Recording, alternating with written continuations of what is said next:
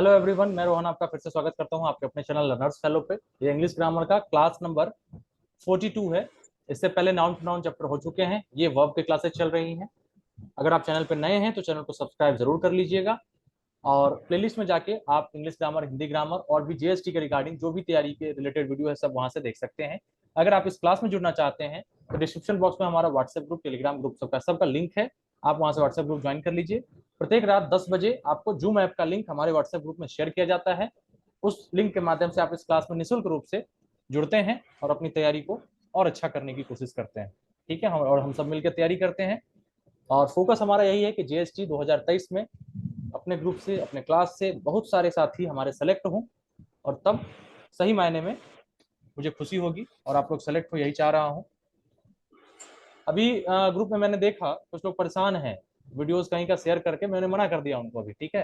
बहुत ज्यादा ही परेशान है, बार हाँ, बार क्योंकि होता क्या है ना कि डिमोटिवेट कर रहे हैं। एक लोग डिमोटिवेट होते हैं और वो शेयर करते हैं। बुरा मत मानिएगा जिसने भी शेयर किया हो या जो भी है, तो थोड़ा सा समझिएगा मेरी बात को, क्योंकि बहुत मुश्किल होता है, तो काफी मेहनत लगता है ना सबका मोरल हाई रखने में और सबको समझाने में, बताने में।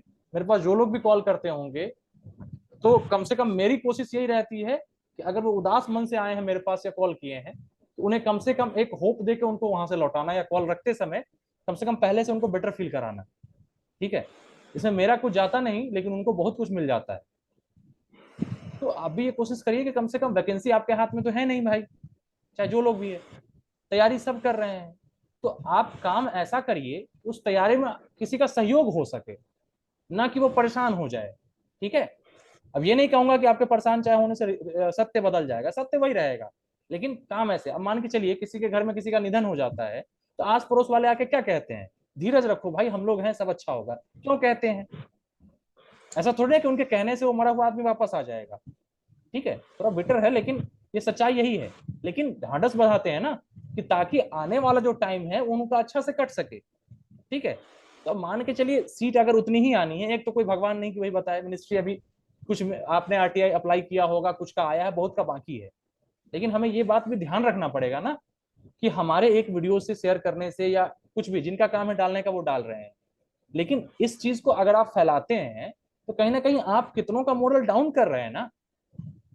सच्चाई तो सबको एक ना टाइम नोटिफिकेशन आएगी, पता चली जाएगी। तो कम से कम नोटिफिकेशन आने में जो 5-6 महीने का समय है, मेरी बात को समझिएगा क्यों कह रहा हूँ, 5-6 महीने का समय तो उनका अच्छे से गुजरे, वो मन लगा के तैयारी तो करे। लेकिन आप उनको अगर अभी इस चीज के बारे में बताएंगे, चाहे उसमें सच्चाई 10% हो, 5% हो, तो कम से कम उनका 6 महीना टेंशन में भी जाएगा कि क्यों पढ़ रहा हूँ, टेस्ट में नंबर नहीं आ रहा, 5 ही सीट आएगा इस बार, 10 ही सीट आएगा, क्या होगा नहीं होगा। समझे? तो मुझे चिंता इस बात की रहती है कि कम से कम अगर कुछ वैसा नॉलेज इंफॉर्मेशन है भी तो आप तक वो इंफॉर्मेशन अभी शेयर नहीं किया जाए। ठीक है। अगर मेरे पास इंफॉर्मेशन आती भी है कहीं से तो मैं शेयर नहीं करता, निगेटिव न्यूज में जल्दी नहीं शेयर करता। हाँ, अगर एकदम कंपलसरी हो जाएगा तो आपको तो फिर विभाग ही आपको बता देगा कि इस बार इतनी सीट आई है। तो पहले से बता के मैं आपका भला थोड़ी ना कर रहा हूँ, यहाँ पे बुराई हो जाएगी आपकी, आपको नुकसान मिल जाएगा। अगर मैंने बता दिया कि रेलवे में 5 ही वैकेंसी आ रही है, मान के चलिए जस्ट सपोज दैट, तो आप क्या करेंगे? अरे पढ़ना है जितना वो पढ़ेगा ही, इससे कहीं ना कहीं कुछ लोग तो मेहनत बढ़ा देंगे, लेकिन बाकी लोगों का क्या, मेजोरिटी ऑफ जो लोग हैं वो क्या करेंगे, और उनका मोरल डाउन हो जाएगा, उनको नुकसान हो जाएगा ना तैयारी में। तो आप इस चीज को समझिए, निगेटिव न्यूज से बच के रहिए। तैयारी के दौर में जो है ना, सिलेक्शन एक रात में नहीं मिल जाती है, आपको पूरे टाइम ज्वाइनिंग तक आपको पॉजिटिव रहना पड़ता है। और ज्वाइनिंग क्या, ज्वाइनिंग के बाद भी आपको पॉजिटिव रहना पड़ेगा, नहीं तो आप इतना निगेटिविटी वहां देखेंगे छोड़ के भाग आएंगे। तो हमेशा दो एस्पेक्ट हैं, पॉजिटिव निगेटिव। आप पॉजिटिव को पकड़ के चलिए, काम आपका आसान बनता चला जाएगा। मैंने इसी चीज को फॉलो किया है। लाख प्रेशर रहे, लाख परेशानी रहे, एग्जाम हॉल में भी बहुत लोग एकदम परेशान रहते हैं, मैं एकदम चिल रहता हूँ, होना है वही होगा। ठीक है। तो कोशिश करिएगा इस तरह के न्यूज ना फैलाएं। जो लोग अपने, खासकर मेरे ग्रुप में जो शेयर करते हैं वो ना शेयर करें, इसलिए मुझे डिलीट मारना पड़ता है। ठीक है। तो आप लोग भी थोड़ा इस बात का ध्यान रखेंगे कि कम से कम जो इस तरह का न्यूज अगर भेजते हैं, मैं उस समय अगर ग्रुप में नहीं देख पाया तो कोई लोग भी उनको एक बार टोक दीजिएगा कि भैया ये मैसेज डिलीट कर दो। ठीक है। ताकि कम से कम अगर 500-600 लोग हैं तो कम से कम 2 4 5 10 लोग देखेंगे, बाकी फिर और लोग उससे परेशान नहीं होंगे ना। तो कभी भी किसी का मैसेज अगर डिलीट करता हूं तो प्लीज बुरा मत मानिएगा, और लोगों की भलाई के लिए वो किया करता हूं। ठीक है। चलिए, और किसी को कुछ कहना है क्या? क्लास शुरू किया जाए। सहमत है इस बात से कि नहीं? बिल्कुल भैया। है ना? क्योंकि जो आप, ऐसा नहीं है कि आपको अगर सीट कम आए चाहे ज्यादा आए, मेहनत आपको करना ही करना है। और सीट का क्या है मेरे भाई, अभी तो आप एग्जाम दे ही रहे हैं, आप तो तैयारी शुरू किए हैं। आप एक जीएसटी को हटा दो ना सिर्फ, बाकी किसमें आता है इतना वैकेंसी ट्रांसलेटर के लिए? अभी देख ही रहे हैं, शेयर करते हैं कुछ लोग, 1 पोस्ट आता है, 2 पोस्ट आता है, 5 पोस्ट आता है।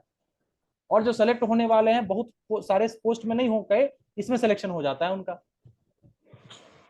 किसी का एफसीआई में हो रहा है, किसी का डीआरडीओ में होगा, किसी का केवीएस ट्रांसलेटर में होगा, जिनका जीएसटी में नहीं हुआ है उन लोगों का भी होगा।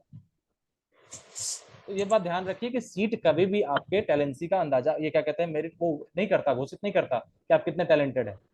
आप अपनी पढ़ाई को जारी रखिए और पढ़ाई का लेवल बढ़ाते चलिए हमेशा। ठीक है, इस बात पे ध्यान रखिए, ना कि सीट कितनी आएगी, कट ऑफ कितनी जाएगी, ये सब एक बार देखने की बातें होती हैं। सीट की जानकारी आपको नोटिफिकेशन जब आएगी, वैकेंसी जब, क्या कहते हैं, डिपार्टमेंट को जब ये चीज लगेगा कि बच्चों को बताना है, तो डिपार्टमेंट ही आपको बता देगा। ठीक है, उसके लिए आपको घबराने की जरूरत नहीं है, उससे आपका कुछ नुकसान नहीं हो जाएगा। और आप तैयारी अपना हमेशा ज्यादा करिए। क्या मैं आपको कट ऑफ अगर बता दूं कि 140 जाने वाला है, तो क्या आप 140 के लिए ही पढ़ेंगे? क्या आपको एग्जाम में एक 140 अगर आ रहा है, तो उसके बाद क्वेश्चन आप अटेम्प्ट करके नहीं आएंगे, कि जितना आएगा उतना अटेम्प्ट करके आएंगे? बताइए। तो इंसान अपना बेस्ट देता है एग्जाम में, उसके बाद देखा जाता है कि कट ऑफ कितना गया नहीं गया। पहले से कट ऑफ को ध्यान में रख के आपको वो पैरामीटर सेट नहीं करना है कि 130 इस बार 134 गया था, तो मुझे इस बार चलो 5-6 ज्यादा जाएगा, 140 तक ले आना है। क्यों भाई? आप 200 नंबर का टेस्ट दे रहे हैं, तो आप टारगेट 190 क्यों नहीं रखेंगे कि कट ऑफ कितना भी जाएगा तो मेरा एकदम सिलेक्शन होना तय है? आप अपने क्षमता को बांध क्यों रहे हैं? और क्या मेरे कहने से आप कट ऑफ में बता दूंगा तो आप वहां क्वेश्चन छोड़ के आ जाएंगे? नहीं आएंगे ना। आप अपना फुल दे के आइएगा, जितना भी आपको आता है। तो बस वही करना है, चाहे सीट जितनी आए, चाहे कट ऑफ जितना जाए, आपको जितना नॉलेज है, आपने जितना सीखा है एग्जाम में, उतना करके आइए। बाकी जो चीज अपने हाथ में है ही नहीं, उसके लिए परेशान नहीं होना। हमेशा कहता हूँ, आपके हाथ में अपनी आपकी तैयारी, वो बस आप करिए। ठीक है, बाकी इस सब चीज में नहीं पड़ना। नहीं तो बहुत सारे लोग मिलेंगे भटकाने के लिए, बहुत सारे लोग मिलेंगे डिमोटिवेट करने के लिए। फिर हो जाइए, आपके पास इंटरनेट का साधन है, आप हर जगह जाइए, डिमोटिवेटेड रहिए, मुंह बना के घूमिए, कहिए कि भाई मुझे तो मन ही नहीं कर रहा पढ़ने का। कौन इतना, किसके पास उतना समय है कि आपको हमेशा मोटिवेट करेगा? आज के डेट में लोग यही चाहते हैं कि आप डिमोटिवेटेड रहें, आप तैयारी से हटें, कंपटीशन और आसान हो। ठीक है, अरे यहाँ सिलेक्शन होने के बाद लोग सही नॉलेज नहीं देते हैं एक दूसरे को, कि वो चला जाएगा तो मेरा सीट कहीं मुसीबत में ना आ जाए। दुनिया तो ऐसी है। तो इस केस में आपको खुद को मोटिवेट रख के खुद से तैयारी करनी है, पॉजिटिव रखना है अपने आप को, तैयारी करिए बस। और बात को ध्यान रखिएगा, बार बार नहीं बताऊंगा। ठीक है, चलिए शुरू किया जाए। मैं समझ रहा हूं कि आपको तैयारी करनी पड़ती है, बहुत सारे चीज का टेंशन रहता है, लेकिन एक बात ये भी सत्य है कि जो लोग भी सेलेक्ट हुए हैं या जो लोग भी सिलेक्शन पाते हैं, सभी के साथ इतना टेंशन रहता है। You are not the first one. ठीक है, आप पहले ऐसे व्यक्ति नहीं है कि जो आप तैयारी कर रहे हैं, या जो आप वैकेंसी को लेकर चिंतित हैं, या जो भी अन्य चीजों को लेकर चिंतित है। सभी के पास ऐसा टेंशन होता है, सभी इस, बता रहा हूँ, इसी तरीके से ओवरकम करते हैं, पॉजिटिव न्यूज पे ज्यादा ध्यान देते हैं। तो आपको भी बस वही करना है। बाकी आप स्वतंत्र हैं, नेगेटिविटी हर जगह है, आप जाइए देखिए, परेशान रहिए, उसमें क्या करेगा। मैं तो आपकी भलाई चाह रहा हूँ, इसलिए कुछ हट के आपको भी बता रहा हूँ एक भाई के नाते, बाकी आपकी मर्जी। चलिए देखिए, डेयर नीड, डेयर का प्रयोग हम लोग देख रहे थे। डेयर का है दुस्साहस व्यक्त करता है, ठीक है, और नीड का मतलब हुआ जरूरत। डेयर तथा नीड का प्रयोग मेन वर्ब एवं मॉडल दोनों के रूप में होता है। दोनों के तरीके से हम इसका प्रयोग कर सकते हैं, एक मेन वर्ब के तौर पे, एक मॉडल के रूप में भी। जैसे जैसे देखिए यहाँ पे आपको मैं दिखा रहा हूँ,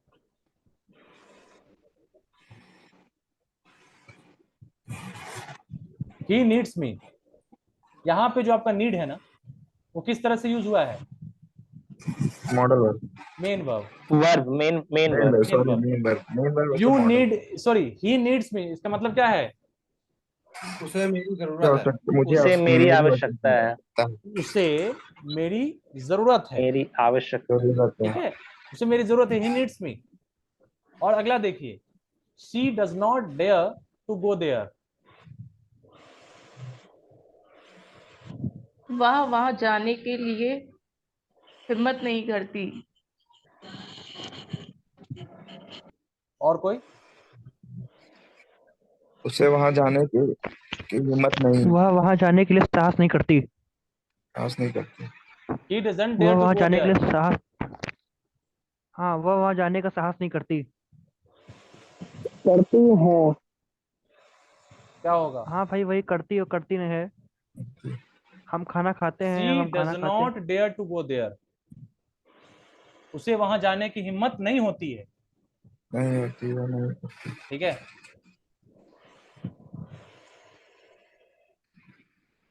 डेयर का मतलब साहस। तो यहाँ पे भी आपका डेयर क्या है? Main verb, main verb.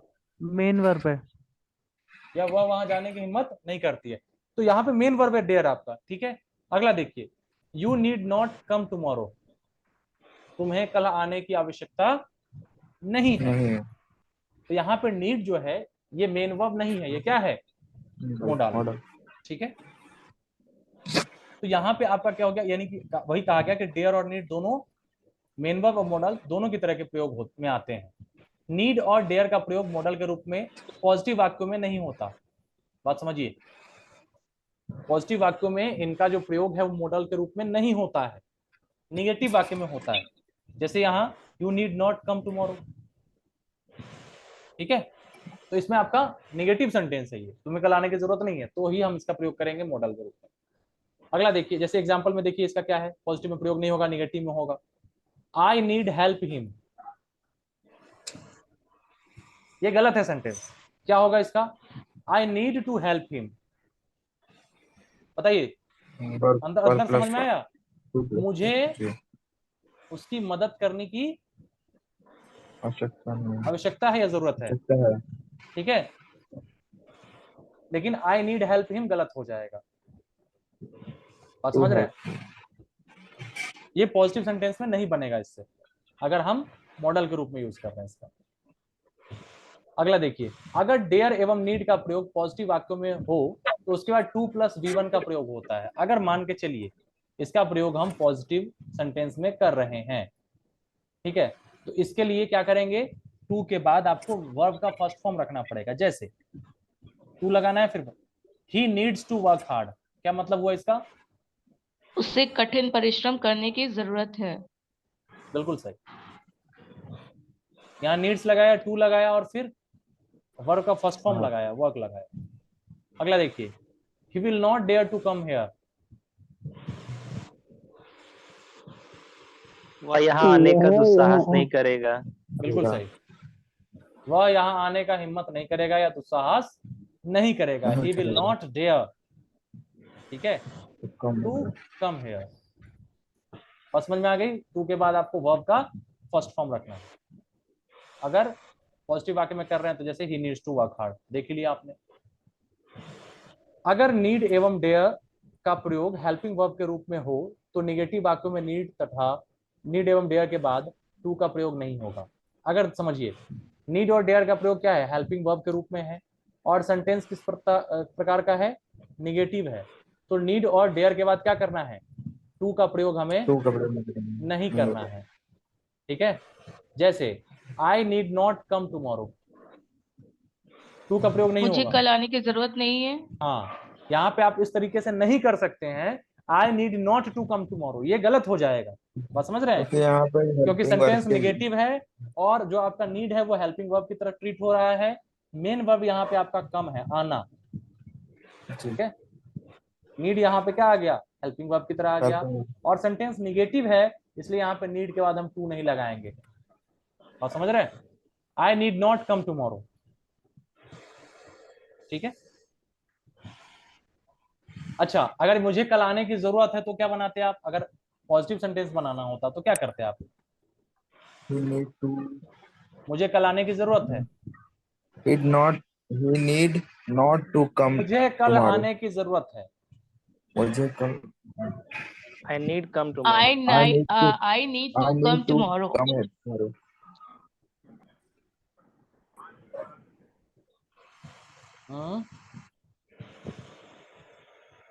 क्या होगा? आई नीड टू आई होगा ना नीड मेरे भाई। टू I need क्योंकि to अभी come आपको ये tomorrow. रूल मैं दिखा भी रहा हूँ स्क्रीन पे कि अगर डियर और नीड का प्रयोग पॉजिटिव सेंटेंस में करना है तो आप टू लगा के वर्ब का फर्स्ट फॉर्म रखिए जैसे।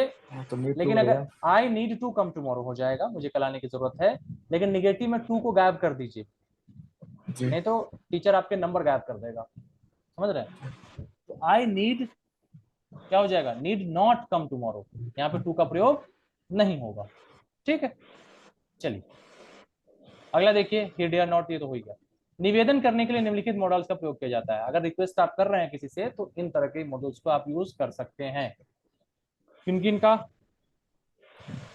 कैन का, कुड का, मे का, वुड का, ठीक है।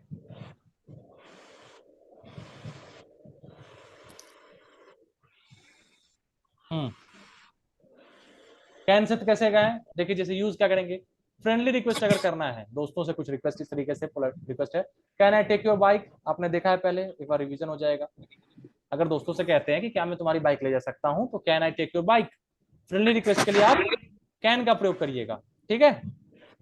कुड का प्रयोग कहां करेंगे, फॉर्मल रिक्वेस्ट के लिए, पढ़ा था आपने कि जब फॉर्मली किसी से रिक्वेस्ट करना हो ऑफिस वगैरह कहीं भी इस तरीके से, या कोई ऐसा पर्सन जो सीनियर है हमसे या इस तरीके से, तो आप कुड का प्रयोग करेंगे। Could I talk to mister Singh, क्या मैं मिस्टर सिंह से बात कर सकता हूं। मे का यूज कब करेंगे, जब किसी को आपको आदर के साथ, यानी इसको कह सकते हैं सादर निवेदन, आदर हो गया, आदर के साथ को सादर कह सकते हैं, सादर निवेदन जब करता है, रिक्वेस्ट विथ रिस्पेक्ट, जैसे मे आई कम इन सर, क्या मैं अंदर आ सकता हूं सर, ठीक है।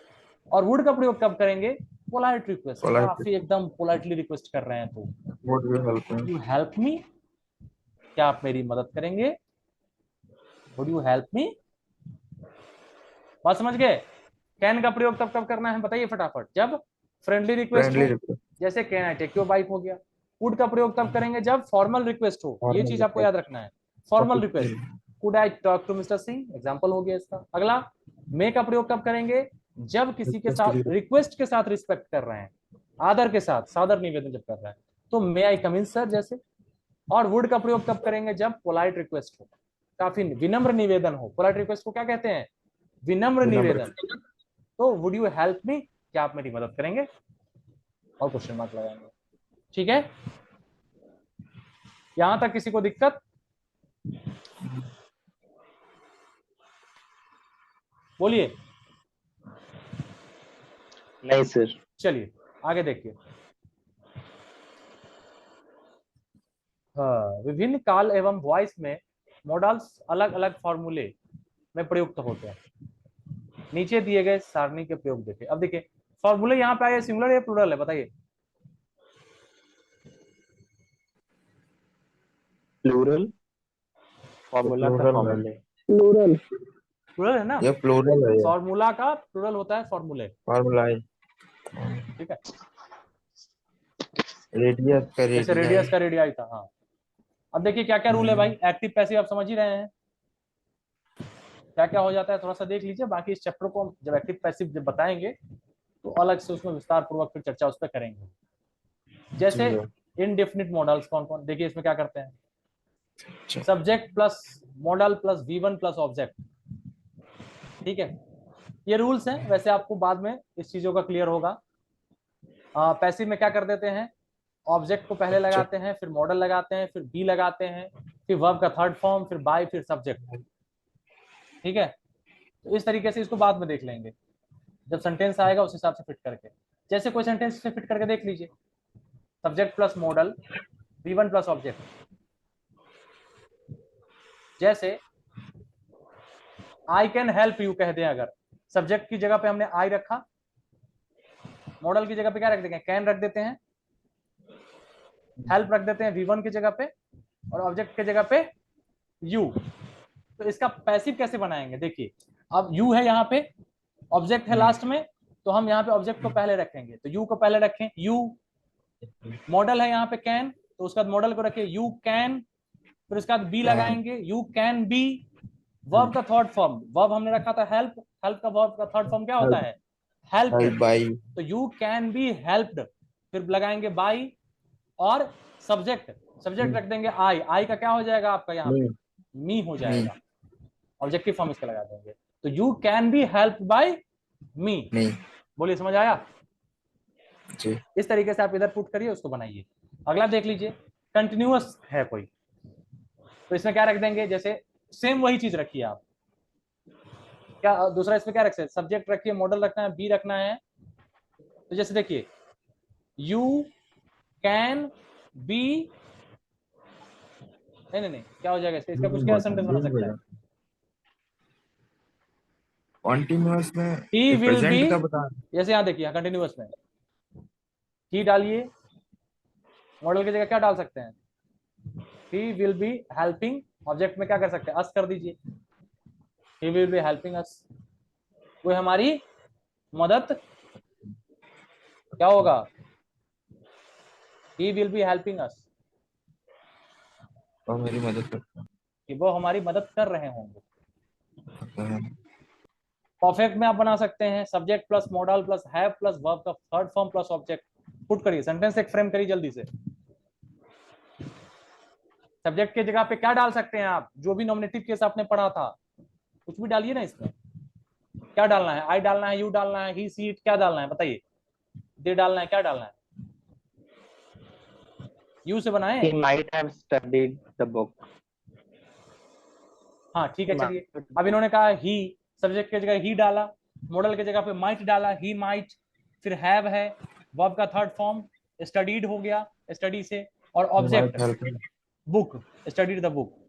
अब इसको कैसे बनाएंगे पैसिव में, पहले ऑब्जेक्ट द बुक, फिर यहाँ पे modal might have Might have been studied studied by by him. He का ही हो जाएगा, the book might have been studied by him, he का हिम हो जाएगा। समझ रहे हैं एक्टिव से कैसे पैसिव बन रहा है, ऐसे प्रॉपर उसमें बताऊंगा। और परफेक्ट कंटिन्यूअस है तो कैसे कर देंगे, कोई एक सेंटेंस जल्दी से फ्रेम कर लीजिए, subject plus modal plus have been plus V1 plus ING, object for since time, he, अच्छा he might have been working, Studying. हाँ, working. he might have been, ऐसे कर लीजिए, he might have been studying the book for hours, 10 hours, for hours कह देते हैं, घंटों, ठीक है, या for 10 hours कह सकते हैं, और इसका पैसिव नहीं बनेगा। ठीक है, एक तरीके से ये क्या है, ये एक फॉर्मूला है जिसपे आपको पुट करना है और इस तरीके से आपको बनाना है, जैसे मैथ्स में फॉर्मूले पढ़ते हैं। जिनको समझ आया हो बहुत अच्छी बात, जिनको नहीं समझ में आया हो इसका यूज बाद में आपको अच्छे तरीके से आप समझ जाएंगे, एक्टिव पैसिव में जब आऊंगा तो अच्छे से समझ जाएंगे आप। अब समझिए क्या कह रहा है, ऊपर दिए गए सभी फॉर्मूले को देखें, देख लिया है हमने, आप पाएंगे कि मॉडल के तुरंत बाद वर्ब का प्रयोग V1 फॉर्म में होता है। क्या पाया हमने कि मॉडल के तुरंत बाद जो है वर्ब का फर्स्ट फॉर्म है, यहाँ है, ठीक है, उसका कहाँ है, बस यही है, मॉडल के जस्ट बाद तो V1 का फर्स्ट फॉर्म ही है, ठीक है, तो तुरंत बाद वर्ब का फर्स्ट फॉर्म इंडेफिनिट। अरे यही तो 4 तरह के टेंस हैं, चाहे प्रेजेंट के 4 फॉर्म इसी में फिट हो जाते हैं, पास्ट के भी और आपके फ्यूचर को भी। इंडेफिनिट को ही सिंपल कहते हैं, सिंपल प्रेजेंट जैसे हो गया, फिर प्रेजेंट कंटिन्यूअस हो गया, प्रेजेंट परफेक्ट हो गया, प्रेजेंट परफेक्ट कंटिन्यूअस हो गया। पास्ट में बनाना है तो पास्ट इंडेफिनिट या सिंपल पास्ट जिसको कहते हैं, पास्ट कंटिन्यूअस हो गया, पास्ट परफेक्ट हो गया, पास्ट परफेक्ट कंटिन्यूअस हो गया, सबके पहले लगा दिए। फ्यूचर इंडेफिनिट या simple future, future continuous, future perfect continuous, यही चार सेंटेंस के क्या कहते हैं टेंस में है, बताऊंगा, उसको भी चैप्टर आएगा तो बताऊंगा। ठीक है, तो आपको मॉडल के तुरंत बाद वर्ब का फर्स्ट फॉर्म यूज हो रहा है। मॉडल्स का प्रयोग परफेक्ट में नीचे दिए गया फॉर्मूला देखें और उसका विशेष अर्थ उदाहरण में देखिए। देखिए क्या है फॉर्मूला है, उसका विशेष अर्थ क्या कह रहा है, subject plus modal plus have plus V3 plus object, जैसे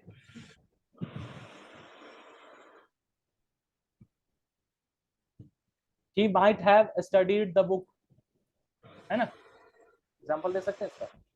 अगर सॉरी क्या कह रहे हैं यहाँ पे, कई बार जब हम model plus have plus V3 का प्रयोग करते हैं, जैसे should have come, could have gone, need not have seen इत्यादि, तो वाक्य में छिपा हुआ अर्थ भी होता है जो वाक्य के विपरीत होता है। जैसे आप समझिए क्या कहना चाह रहा है। I could score good marks, मैं अच्छा स्कोर मतलब मैं अच्छे अंक प्राप्त कर सकता था। ठीक है, कर सका, सॉरी कुड हैव हो जाएगा, कर सका। इसका क्या मतलब है कि मतलब मेरे पास एबिलिटी थी, मीनिंग इसका ये। अब देखिए I could have scored good marks, अब यहाँ पे हो जाएगा कर सकता था, मैं अच्छे अंक प्राप्त कर सकता था। इसका मतलब क्या है कि मैंने अच्छा स्कोर नहीं किया। ठीक है, दो आई हैड द एबिलिटी, मतलब मेरे पास क्षमता है लेकिन फिर भी मैं अच्छा स्कोर नहीं कर सका। इसलिए क्या कह रहा है, मैं अच्छा स्कोर कर सकता था। ये सेंटेंस कहने का क्या मतलब है कि मेरे पास क्षमता थी लेकिन मैं नहीं कर पाया। अगला sentence, you should work hard, suggestion है एक, तुम्हें कड़ी मेहनत करनी चाहिए। करनी चाहिए, तुम्हें कड़ी मेहनत करनी चाहिए। परिश्रम। हाँ, परिश्रम करनी चाहिए।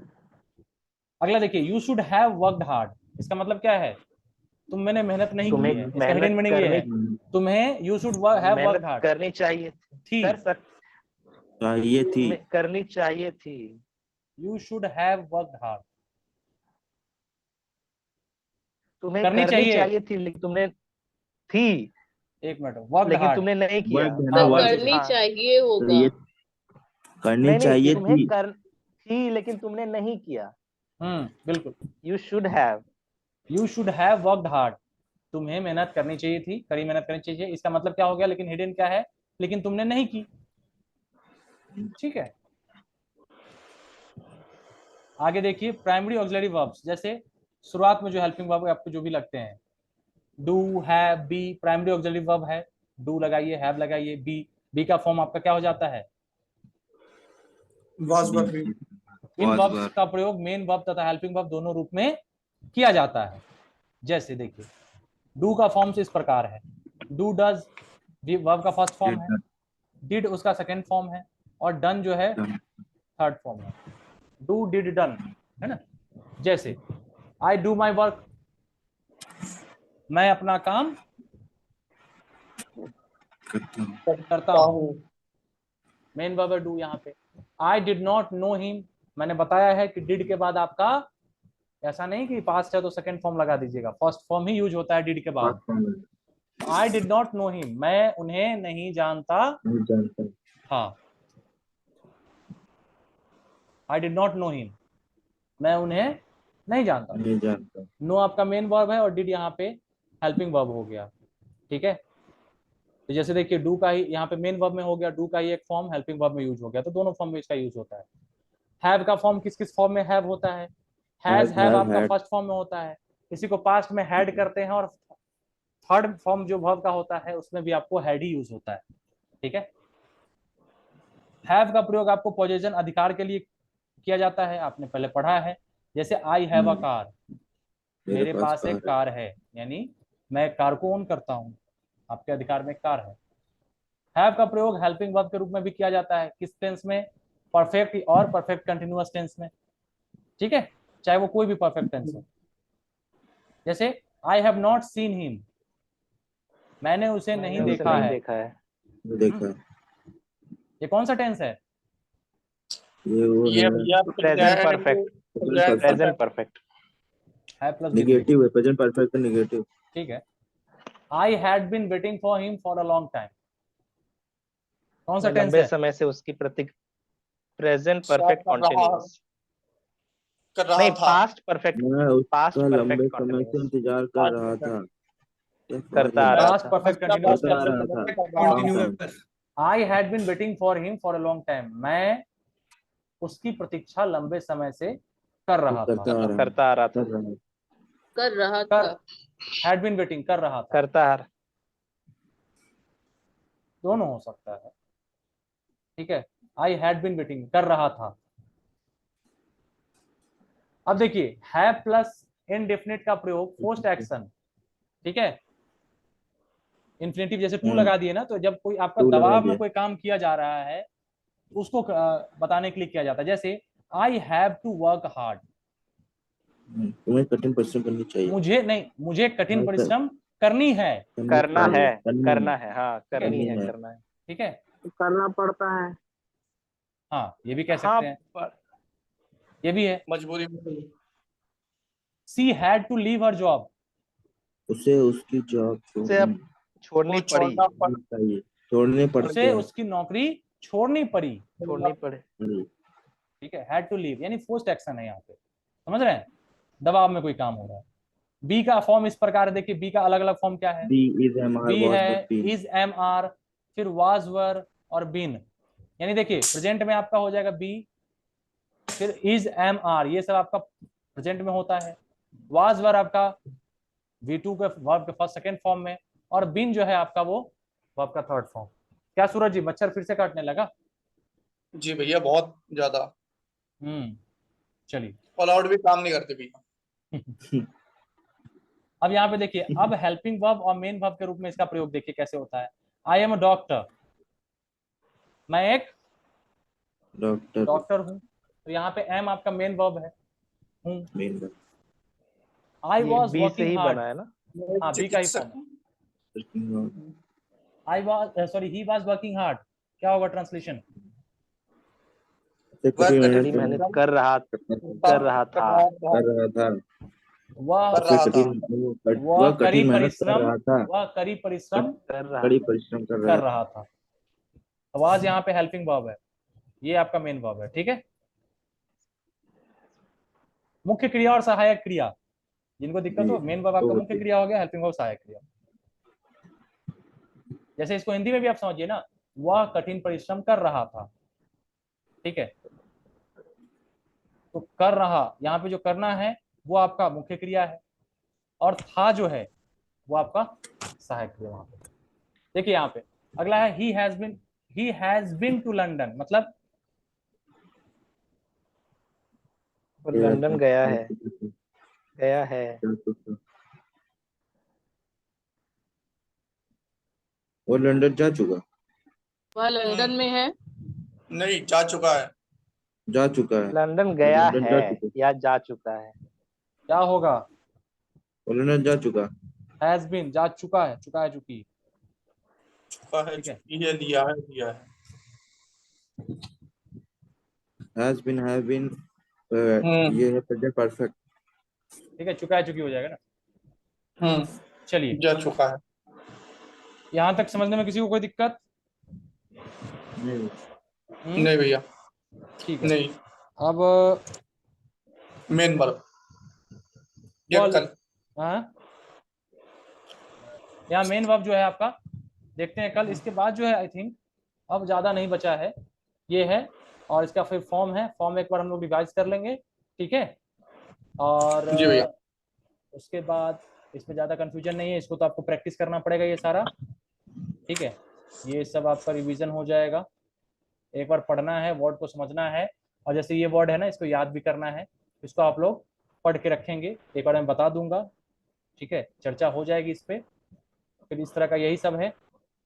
और कंफ्यूजिंग पेयर है, इसको देखेंगे।